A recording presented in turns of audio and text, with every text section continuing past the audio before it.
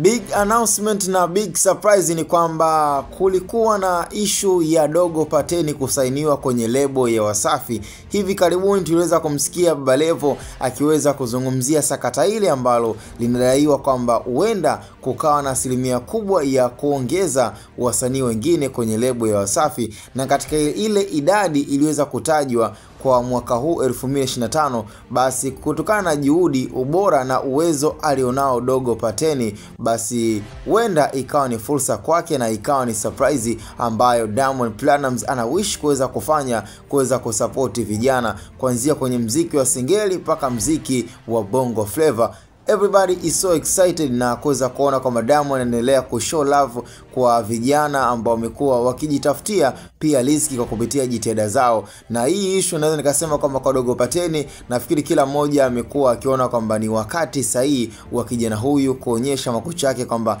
ana uwezo wa kuwa kwenye lebo ya Wasafi na akafanya vizuri. Kama vile ambavyo tunamuona D Voice, umri wake na yale anayoyafanya, bila shaka unaona kabisa kwamba ni msanii ambaye anajitambua. Cha kwanza anabadilika, na kwa mujibu wa hivi tunavyoweza kusikiliza taarifa kutokea kwenye lebo ya Wasafi kuhusiana pia na Dogo Pateni, kwamba yote kwa yote aliyeweza kushawishi mchongo huu, kwa sababu tayari ufundi wake na ubora umeshaweza kuonekana. Zuchu bwana amekuwa ni sehemu kubwa ya mpango kazi kuweza kumsupport kijana huyu Dogo Pateni, na ndio maana hata ikatokea kwamba tayari Diamond na mwenyewe anaamua kufanya big surprise ya kuweza kumsign Dogo Pateni, basi mchongo utakuwa ni mwepesi, ambapo umeweza kushawishiwa 100% na dada yetu Zuchu, kwa sababu kama tunavyoelewa kwamba Zuchu na Diamond ni wapenzi 100%. Kwa inapotokea issue ambayo huenda ikawa ni ya kumshawishi Diamond, inakuwa ni rahisi sana ikivitia mikononi